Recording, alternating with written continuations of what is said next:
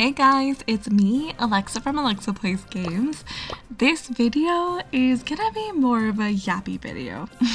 I originally wanted to make a video about mastering Shelly and whether or not Dash Shelly has more aura, but what's going on in the game has been weighing heavily on my mind and I'd like to discuss it.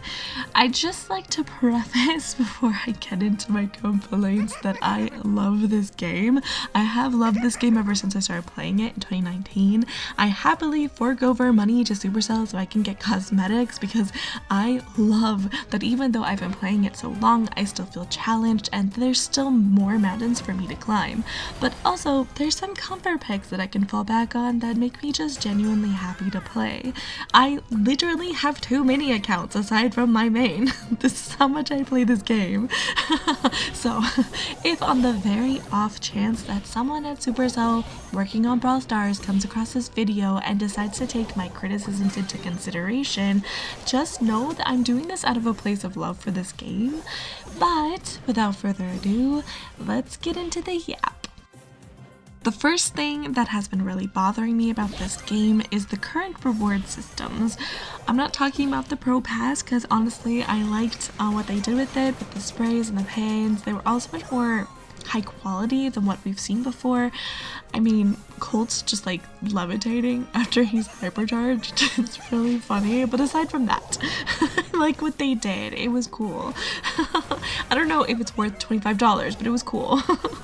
No, I am talking about other rewards in the game, mostly Mega Pig and Ladder Max Tier Plus boxes. First of all, Mega Pig. Mega Pig is so stressful. It's not worth it. As president, you warn everyone in your club over and over that they have to use their tickets. Just contribute while you yourself play on multiple accounts to bring in around 27 to 30 wins depending on how well you do for your club. Last Mega Pig, I played 45 games for Mega Pig, 30 for my new club, link in the description, please join if you actually participate in begging, and 15 for Eddy's club. Meanwhile, half the club hasn't even bothered to use one ticket. I put in all of this extra effort and we still didn't even complete the Mega Pig. And why? Why do I have to fight with club members to get them to play this event? This is on you, Supercell. If this event was fun, like actually fun, I wouldn't have to blackmail people into using their tickets. You've made clubs useless for the vast majority of the time, and then finally, months later, when it's Mega Pig again, we break open the pig and the rewards aren't worth the wait or the effort we put into it. I think the main problems are, 1, you make people play a ton and only give them a short amount of time to do it. 2, Mega Pig lasts over the weekend when people, unlike me, enjoy having lives and not sitting at home playing phone games, can't relate but still. And 3, it only comes around every once in a while, so you'd think the rewards would feel more rewarding, more special. I mean, my solution would be to extend the amount of time people have to complete the Mega Pig. Maybe give them a week or something like that, and instead of the rewards being random bling or sprays or pins that they could easily buy themselves in the game and aren't special at all, make it a unique exclusive pin or spray that you could only get that Mega Pig. Clubs actually work together when something unique and exclusive is on the line. Right now, there is no real reason for my club mates to work together. As for Max Tier Plus rewards, there's a lot of the same stress and disappointment. I grind 3,000 trophies every month just for a chance at a hypercharged skin. Well, a particular hypercharged skin, Angel Edgar. For the Angels and Demons event, I opened as many angel drops as humanly possible, but because you guys didn't let us work towards the hypercharged skin like you did for every other hypercharged skin in the game, I wasn't lucky enough to get it. So now the only way I can get my hands on that skin is through grinding for the 3,000 trophy ultra box. I cannot tell you how frustrating it is to work so hard to get that 3,000 trophy box every month just to open it and get yet another mecha skin that I'm never going to use. I have gotten Mecha Colt, I have gotten Mecha Crow, and now I have gotten Mecha Edgar.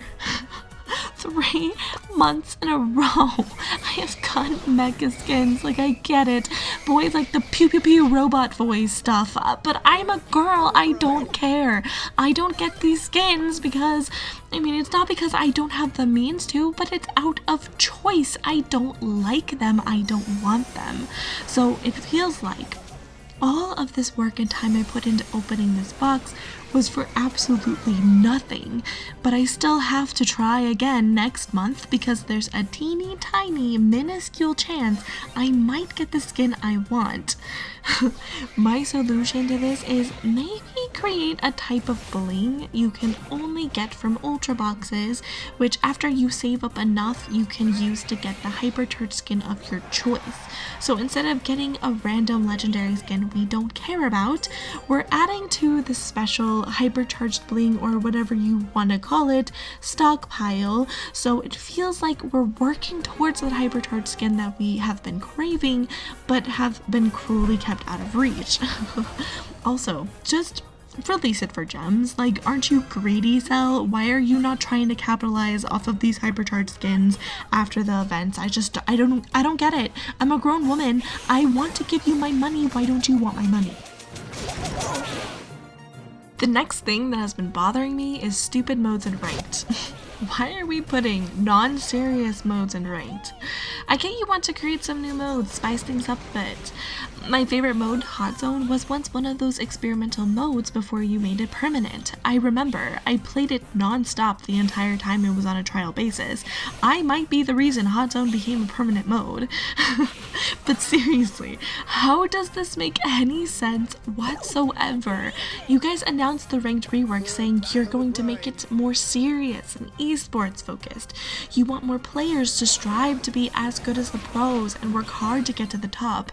Oh, and also, by the way, we're adding stupid trash modes no serious player wants to play or asked to play into our serious competitive mode because we want 10-year-olds to think ranked is fun too?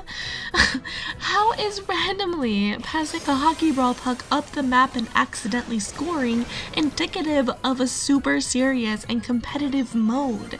Not to mention, cleaning duty is clearly not a fleshed out mode and you guys know it. In other spawnable control-based modes like Siege or Gem Grab, there's a logic to how the spawn will spawn.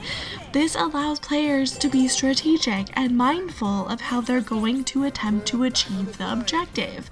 But in cleaning duty, which by the way, isn't even in ladder rotation right now, so you can't even practice before going into ranked, the trash spawns completely at random. There is no rhyme or reason to any of it. It's illogical. Why is it here? Why inflict Brawl hockey on us for an entire month? Why, Supercell? Why?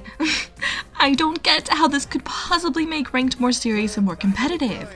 My solution is, leave the experimental new modes and ladder where they belong. Let people choose to play them and stop forcing pro players to play these stupid modes in the so-called competitive mode as they train when they won't be asked to play them during the monthly finals or worlds. That would make ranked more of a competitive mode. Done. Easy. I will note though that I like a lot of the other changes they made to rank, just this one really drives me crazy. This next one has bothered me for a long time, but it's becoming worse and worse, so I have to bring it up. Favoritism. It's clear they favor certain brawlers, certain classes of brawlers, and yeah, ultimately in doing so, they show favoritism to a certain demographic of players. It's very easy to see that this game displays favoritism for a handful of brawlers. A lot of the time, it's non-consequential things like starving certain brawlers of new skins and only making skins for Colt, Edgar, Mortis, and Rico. think about it, the only hypercharged skins released into the game have been for damage dealers or assassins. You're a support specialist? Too bad. Your brawlers might get a new skin, maybe. You're a controller specialist? That's cute. Enjoy never getting skins for your favorites ever. Oh, but Edgar, Mortis, Kenji, Buzz, Colt, and Rico, who all except kinda Kenji, except he has his own Brawl Pass skin, have a ton of great skins to pick from. Let's just take Edgar as an example. Edgar is not a legendary brawler, he is in fact epic. In fact, he's free now to new players, I do believe. However, on top of his other 6 skins, he has a legendary mecha skin with 2 alternative colors and a hypercharged skin cruelly denied to me, which also has another 2 alternative colors. Meanwhile, Sandy, a legendary brawler who is just as beginner friendly and easy to play, but because he's a controller, not a punchy assassin, doesn't even have a legendary skin, let alone a hypercharged skin. Of the 34 legendary skins in the game, 23 are for damage dealers or assassins. Now, fine, do skins matter at the end of the day? Shouldn't gameplay matter more? Well, I'm glad you brought that up, because guess what classes get the most broken hypercharges that Supercell neglects to nerf for months and months and months and months? That's right, assassins and damage dealers. Kenji's new hypercharge is so broken, he just has to ram his face into enemies the whole game and get his hypercharge, and then use his hypercharge to team wipe easily, and then his GG's. Kenji had finally gotten to a balanced state of requiring skill and game sense to play him, but now we're back to how he was when he was freshly released and dumb broken. Mortis's hypercharge has also been this way since release. Edgar only has to camp in a bush and he gets a free purple button, no skill required. Meanwhile, Sam, who is classified as an assassin but is really more of a tank, finally got his hypercharge and his chance to leave the F tier, but guess what? We're gonna nerf that so hard he barely gets it once a game, maybe. But Rico's hypercharge, we'll only nerf it a teeny tiny bit after he has terrorized every other brawler in the game for 6 months straight. It's unfair. I hate it. Stop catering to KD farmers and keep everyone in mind when you come up with gorgeous skins like Angel Edgar. I am so sick of facing assassins every game. In fact, how about we have a week where all assassins are banned and force these jobless KD farmers to play literally any other class of brawler for once? Pretty please? Back on the grind. Now, last on my Yap agenda is the event. Aside from cruelly not allowing me to work toward the Angel Edgar skin and making it all luck-based, I truly think the Angels and Demons event was the best Brawl Stars event, hands down.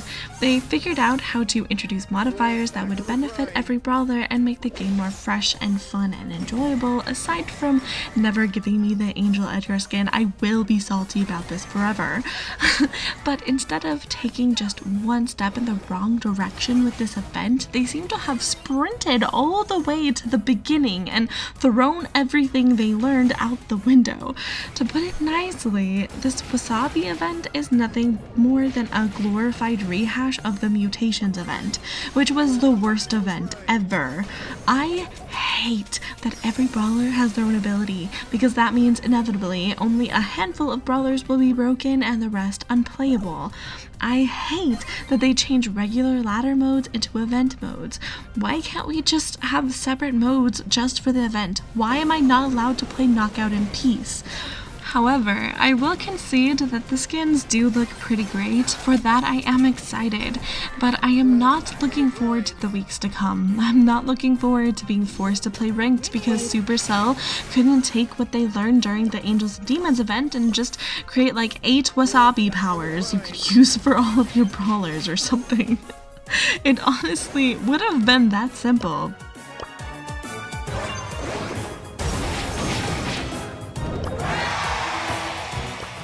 Honestly though, Shelly is so fun and I recommend pushing for this title right now, seeing as there's millions of Kenjis to shoot in the face. Trust me, it's super satisfying.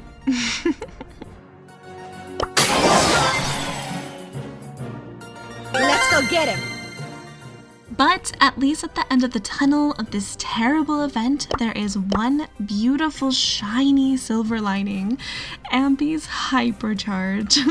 Oh boy, am I ready to burn Kenji's and Mordai alive with that one. Revenge will be sweet. If you agree or disagree, make sure to leave a comment and let me know. I love hearing from you guys. I'm working on some guides as I wait for Amber's hypercharge to be released so I can work on her hypercharge guide, so stay tuned. But until then, play later guys. Mwah.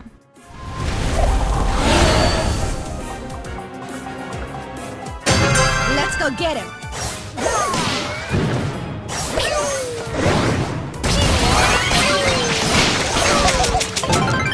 Así me gusta. So awesome. Winning.